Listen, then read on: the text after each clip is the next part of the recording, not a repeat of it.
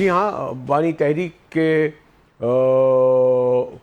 Supreme court کے فیصلے کے حوالے سے الشفا اسپتال میں ان کی منتقلی، اور پھر وفاقی وزراء کی پریس کانفرنس جس میں انہوں نے حکومتی نے جو ہے وہ اپیل کی ہے. یہ بحث جاری تھی کہ آج پارلیمان میں ایک بڑا ڈیولپمنٹ یہ ہوا کہ چیئرمین بلاول بھٹو زرداری جو آزاد کشمیر میں ہونے والے الیکشن کے حوالے سے انتہائی برہم تھے، اور آپ کو علم ہے، دہرانا نہیں چاہتا، یہاں تک انہوں نے اس وقت کہا تھا وزیر دفاع کو کہ جو کچھ اس نے کہا ہے اس پر اس کو لات مار کے نکال دینا چاہیے. اس کے بعد جب میرپور کا الیکشن آ رہا تو بلاول صاحب نے مظفر آباد میں اس سے بڑھ کر جو ہے حملے کیے نواز شریف صاحب پہ کہ جی وہ تو ایک جاتی عمر کا شخص وزیر اعظم بننا چاہتا ہے. اور پیر پارٹی نے ان انتخابات کے حوالے سے جو عدم تحفظ کا اظہار کیا. آج جب بلاول بھٹو صاحب پریس کانفرنس کرنے آئے تو نہ صرف انہوں نے اس الیکشن کے یعنی آزاد کشمیر الیکشن گفتگو کی بلکہ کئی اہم نکات پر بھی بات کی.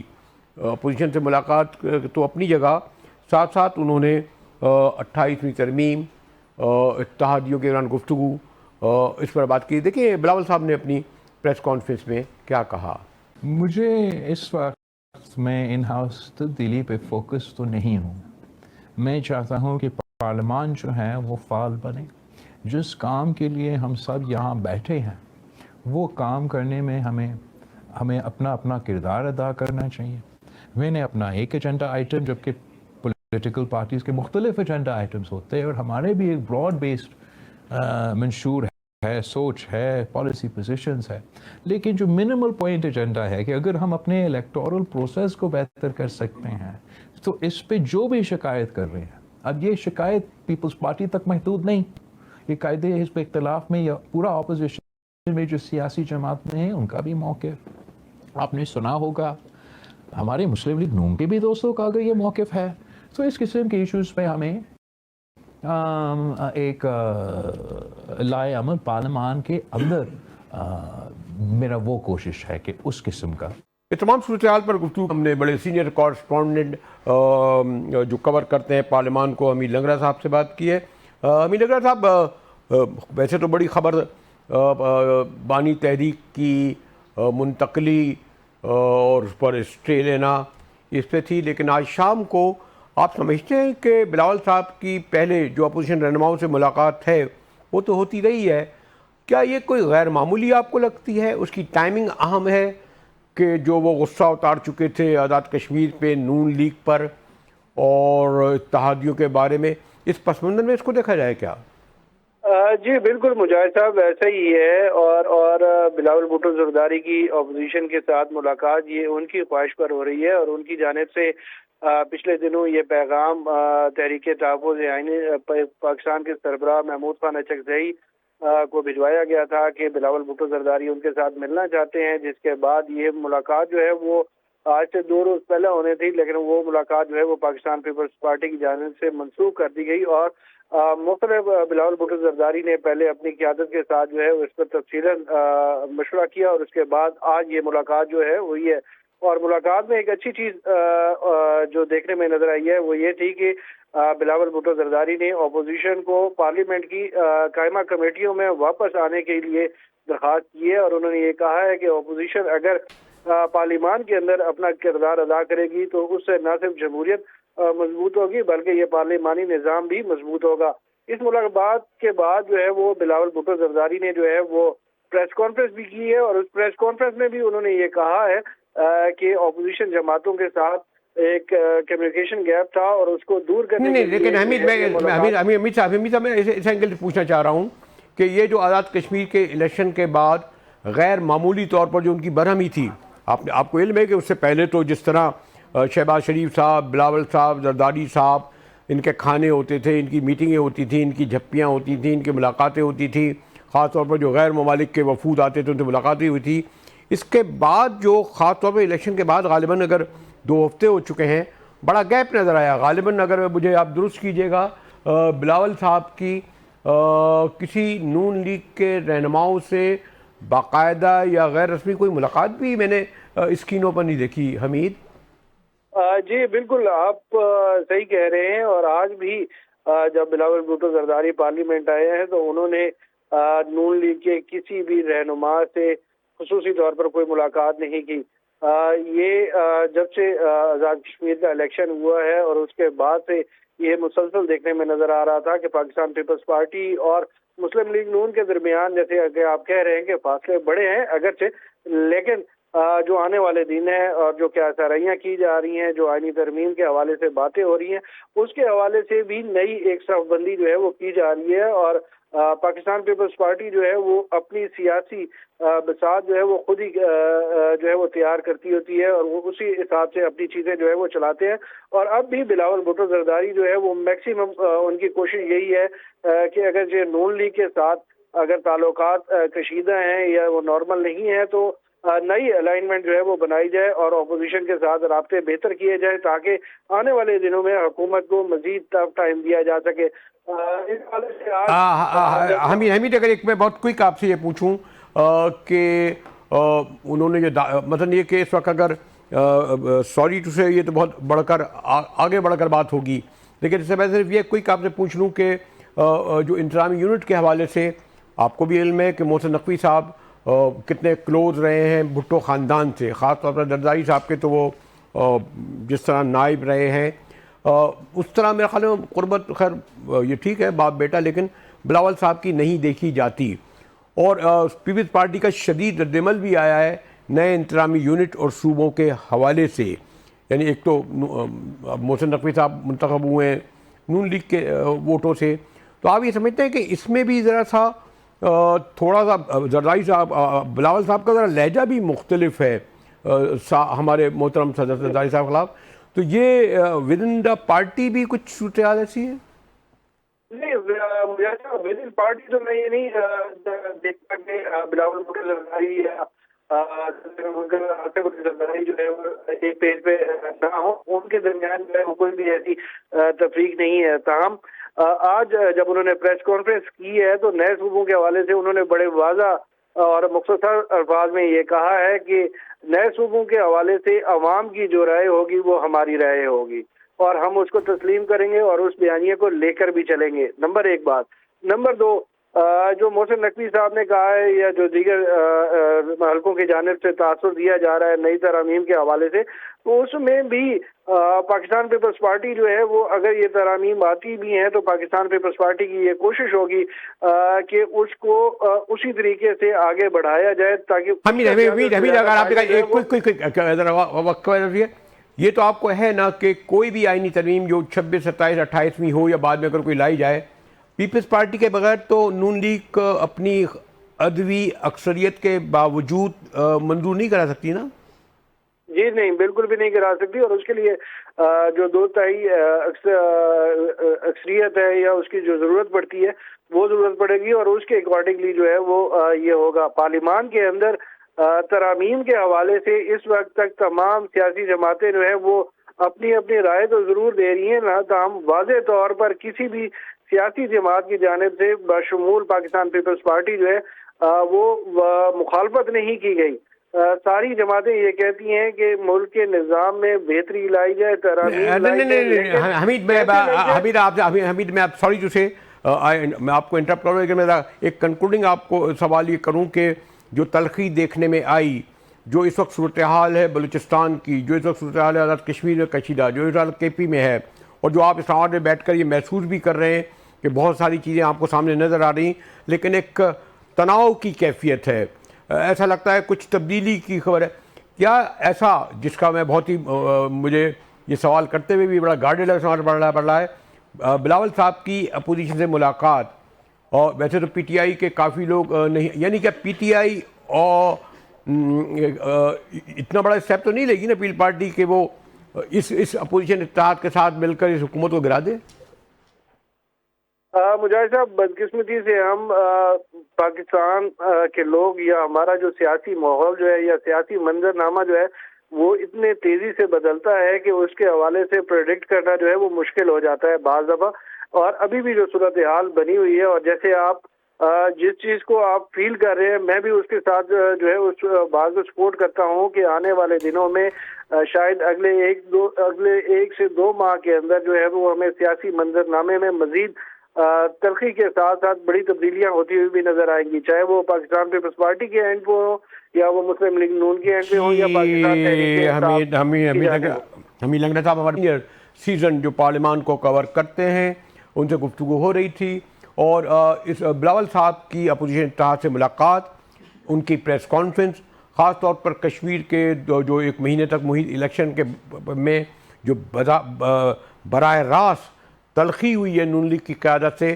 اس سے اتحادی جو حکومت ہے یا اتحاد ہے وہ تو صرف پیپر پہ رہ گیا ہے، پارلیمان میں بھی یہ دیکھنے میں آ رہا ہے۔ اس لیے اسلام آباد میں بیٹھ کر زیادہ محسوس ہوتا ہے کہ میں پھر یہی کہوں گا، کوئی واضح الفاظ میں کہنے کے بجائے، کہ اسلام آباد میں بہت ساری افواہیں گردش کر رہی ہیں، دیکھیں کہیں وہ خبر نہ بن جائیں۔ ہمارے ساتھ رہیے گا، ملتے ہیں بریک کے بعد۔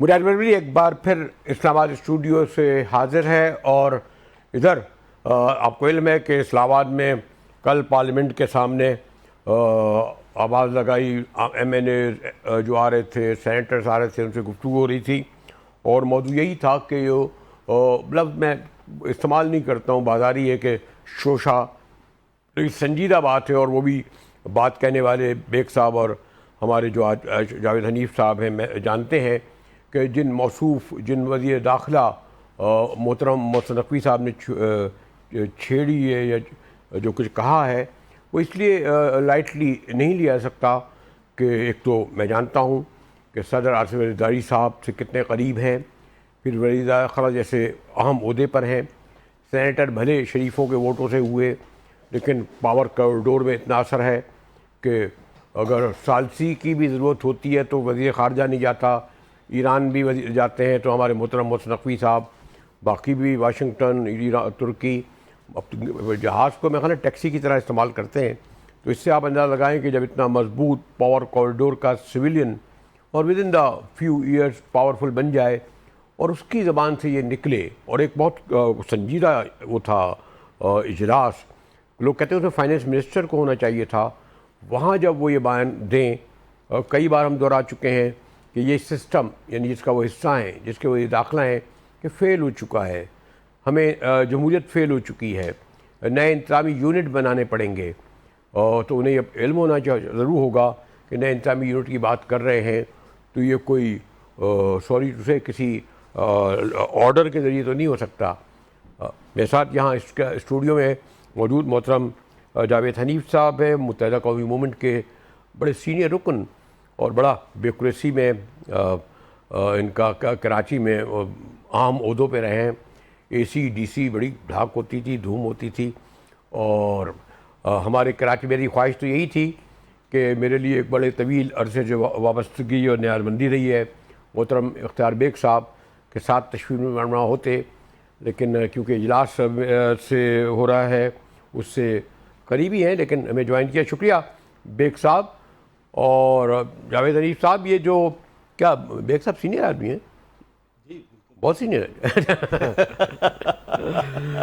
بیگ صاحب آپ تو جانتے ہیں یقیناً محسن نقوی صاحب کو بھی قریب سے، پھر آپ پاور کوریڈور میں آپ کا ایک عمل دخل ہے، اور نئے انتظامی یونٹ یا صوبے بنانا یہ کوئی آسان بات تو نہیں ہے، جس طرح 1 یونٹ اس وقت ہم نے بنایا، مشرقی پاکستان اکثریت میں تھا، ویسٹ پاکستان کے ساتھ کرا، کس طریقے سے ان کے جو وسائل تھے ہم ویسٹ پاکستان والے لے گئے، یہاں بھی صورتحال ذرا مختلف ہے، تو یہ جو بات کی گئی ہے پارلیمنٹ میں ہوتی، قرارداد کے ذریعے پاس کی ہوتی، اتحادی مل کر بات کرتے، آپ کس طرح دیکھتے ہیں؟ ماشاءاللہ بڑی گہری نظر ہے کہ کیوں سوال اٹھایا ایک بڑے اہم اجلاس میں نئے انتظامی یونٹ، ہو سکتا ہے اس کی تعداد 134 ہو، بیگ صاحب؟ جی ہاں، دیکھیں پہلی چیز تو یہ ہے کہ ہمارے پارٹی کا موقف یہ ہے کہ وہ نئے انتظامی یونٹس یا نئے صوبوں کے بنانے میں ہماری پارٹی اس کو سپورٹ نہیں کر رہی اور انہوں نے اس سلسلے میں بڑا کیٹیگوریکل اسٹیٹمنٹ دیا ہے کہ ہم اس کو پوسٹ کریں گے. اب سوال یہ ہوتا ہے کہ میرا اس پہ ایکسپلینیشن یہ ہے کہ یہ نئے یونٹس یا نئے صوبے بنانے کا طریقہ کار جو ہے آئین میں درج ہے. اس کے لیے اس متعلقہ صوبے کی جو اسمبلی ہے اس نے ایک ریزولوشن پاس کرنا ہوگا نئے صوبے بنانے کے بارے میں اور وہ میجورٹی کے ساتھ پاس ہوگا. پھر اس کے بعد امپلیمنٹیشن کی بات آتی ہے. تو سندھ نے تو ایسا کوئی ریزولوشن پاس نہیں کیا ہے. پنجاب میں ایسا ریزولوشن پاس ہو چکا ہے. پنجاب نے اپنے پنجاب اسمبلی سے ایڈیشنل صوبے کے لیے. تو یہ صورتحال دیکھ کے میں اتنی کہوں گا کہ ابھی یہ ایک بہت انیشل اسٹیج پہ ہے لیکن ہم سے اس سلسلے میں کوئی ڈسکشن کوئی مشاورت نہیں کی گئی ہے اور جب اس میں تفصیل ہمارے پاس آئے گی تو ہم بالکل اس میں اپنا موقف بتلائیں گے آپ کو. لیکن فی الوقت جو ہے نئے صوبوں کے معاملے میں یہ آسان بات نہیں ہے. اگر 22 صوبے بن رہے ہیں تو 22 chief minister, 22 commissioner, 22 chief secretary, 22 آئی جی پولیس، آپ کے پاس ان کو پیسے دینے کے لیے فنڈز نہیں ہیں. تو یہ اور آپ پینشن فنڈ جو ہے آپ کا پہلی بسٹ ہو چکا ہے اور آئی ایم ایف نے بھی کہا کہ اس کو ریسٹرکچر کرو. تو آپ یہ سب چیزیں نہیں کر سکیں گے. یہ پریکٹیکل نہیں ہے فی الحال ان محدود وسائل میں. ٹھیک، بیگ صاحب جو فرما رہے تھے اور بیگ صاحب مجھ سے زیادہ جانتے ہیں کہ ہمارے محترم وزیر داخلہ محسن نقوی صاحب، صدر آصف زرداری، وہ جو لفظ ایک ہوتا تھا کچن تو لفظ بھی معمولی ہے. کچن کیبنٹ کے ہوتے تھے. کتنی قربت تھی اور ابھی بھی ہے. کیا ہے وہ کہتے ہیں ہاتھی پھرے گام گام، جس کا ہاتھی اس کا نام.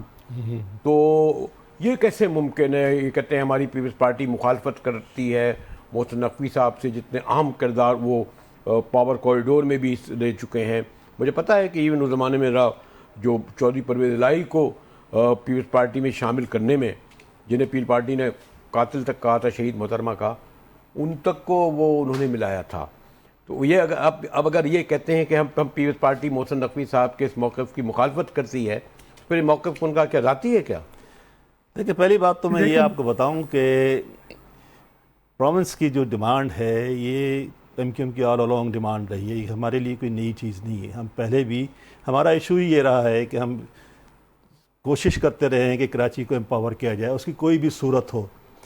ایک صورت تو یہ ہو سکتی تھی کہ لوکل گورنمنٹ کا نظام، ہم نے کہا امپاورڈ کانسٹیٹیوشنلی پروٹیکٹڈ نظام ہونا چاہیے. دوسرا، ہم پروونس کی بھی بات کرتے رہے اور یہ ہماری ڈیمانڈ آج سے نہیں ہے، بہت عرصے سے ہے.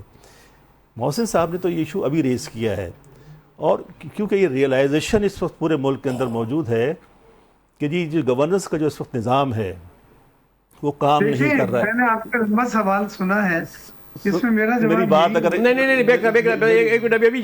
میری بات اگر پوری کرنے دیں بیگ صاحب، اگر اجازت ہو آپ کی. دیکھیں، گورننس مطلب اب اس وقت جو فرینکلی اسپیکنگ جو ہے، ہم پاکستان جو ہے بہت سی پاکستان کو کامیابیاں ملی ہیں. پاکستان گرو کر رہا ہے ڈفرینٹ لیول کے اوپر. ڈپلومیٹکلی آپ کی پوزیشن بڑھ رہی ہے. ریجنل سیکیورٹی پیراڈائم میں، آرکیٹیکچر میں آپ کی امپورٹنس بڑھتی چلی جا رہی ہے. لیکن بیسک ایشو یہ ہوتا ہے تمام چیزیں جب آپ پاور ریفلیکٹ کرتے ہیں out side of the country, وہ ڈپینڈ کرتی ہے کہ آپ کی انٹرنل پاور کیا ہے. انٹرنلی آپ جو ہیں، آپ کی اکانومی کس طرح چل رہی ہے، آپ کی اکنامک کنڈیشنز کیا ہیں. یعنی آپ یہ سمجھتے ہیں کہ مطالبہ غلط ہے یا صحیح؟ مطالبہ بالکل ٹھیک ہے، کیونکہ گورننس کا نظام جو ہے وہ چل نہیں رہا ہے. اس کو گورننس کے نظام کو پاکستان کی اکانومی مضبوط ہوگی، وہ اسی طریقے سے ہوگی کہ پاور ڈیوالو ہوگی. میں ابھی بیگ صاحب ایک جاوید حنیف صاحب کے موقف سن لوں میں، تو پھر چلیے اب آپ بتائیے. کیا بیگ صاحب یہ جو کہتے ہیں کہ جو بالکل درست ہے، ہمارا ایم کیو ایم جماعت کا موقف ہے؟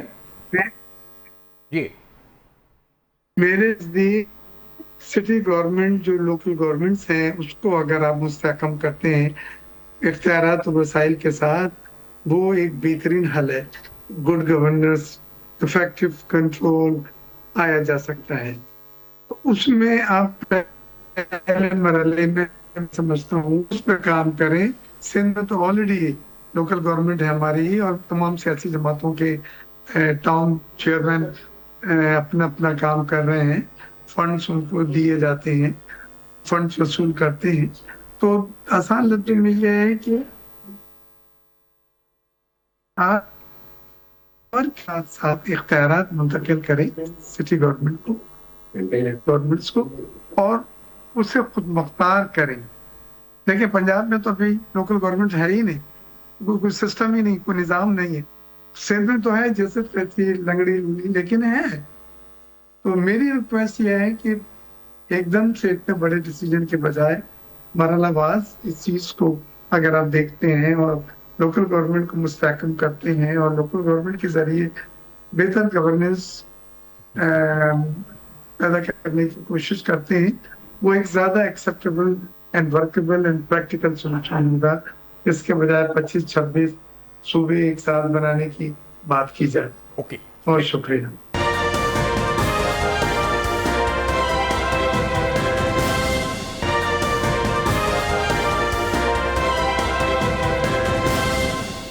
بیگ صاحب, عمران فائز صاحب نے ہمیں جوائن کیا ہے, سابق گورنر سندھ, بڑے قریب رہے تحریک ان کے, اور وہ خیر یہ ایک الگ موضوع ہے.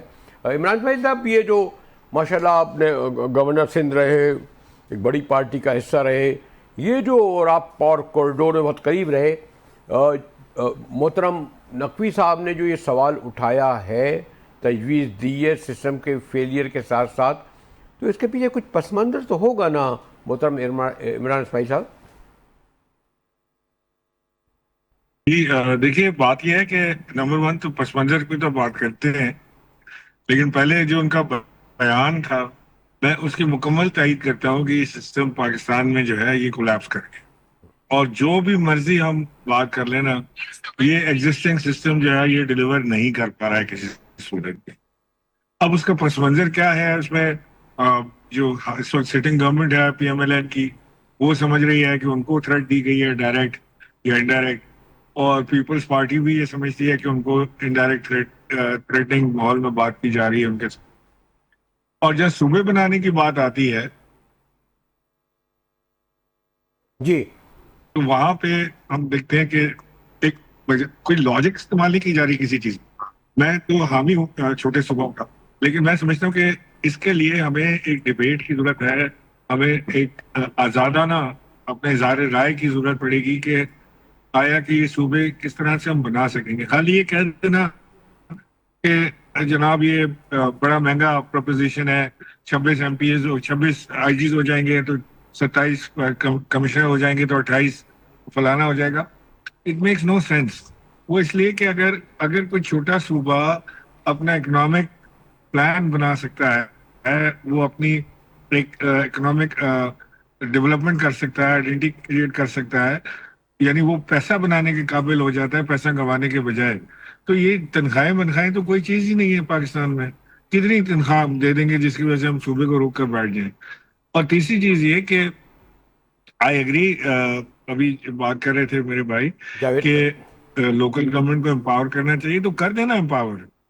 آپ کو کون روک رہا ہے امپاور کرنے سے؟ میئر آپ کا اپنا مرتضی وہاب چیف منسٹر کا قریب ترین ساتھی سمجھا جاتا ہے, وہ میئر ہے کراچی کا, گورنمنٹ پیپلز پارٹی کی ہے, پیسہ آپ کے پاس ہے, اختیار آپ نے دینا ہے, میئر کو دے دینا.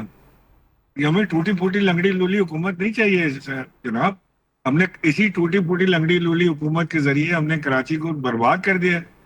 آپ لاہور جائیں, پشاور جائیں, فیصل آباد جائیں, کہیں جائیں, وہاں سے واپس کراچی آتے ہیں تو دل اداس ہو جاتا ہے, رونے کا دل کرتا ہے کہ ممکن ہے آپ کا خیال ٹھیک ہو, میرا خیال غلط ہو. میں تو اپنی رائے کا اظہار کر رہا ہوں, اور میں تو آپ سے یہ کہہ رہا ہوں کہ ہمیں یہ دیکھنا ہی نہیں کہ کون یہ بات کر رہا ہے, محسن نقوی کہہ رہے ہیں یا کون کہہ رہے ہیں. ہمیں یہ دیکھنا ہے کہ کیا اس میں پاکستان کے لیے کوئی بہتر چیز نکلتی ہے. اس کے لیے ڈیبیٹ کر لیں, سب اپنی اپنی رائے دے دیں, اس کے بعد ووٹنگ کرا لیں. اس کا ایک طریقہ کار آئین میں موجود ہے کہ نئے صوبے بنانے کا طریقہ کار کیا ہو سکتا ہے. نیا ویل ری انوینٹ کرنے کی ضرورت اس میں موجود نہیں ہے. جو ہے طریقہ کار اس کو اپنا لیں اور آگے چلیں. دیکھیں صوبے بننا انیویٹیبل ہے, ٹھیک ہے نا, کتنے انیویٹیبل ہے صوبے بننا.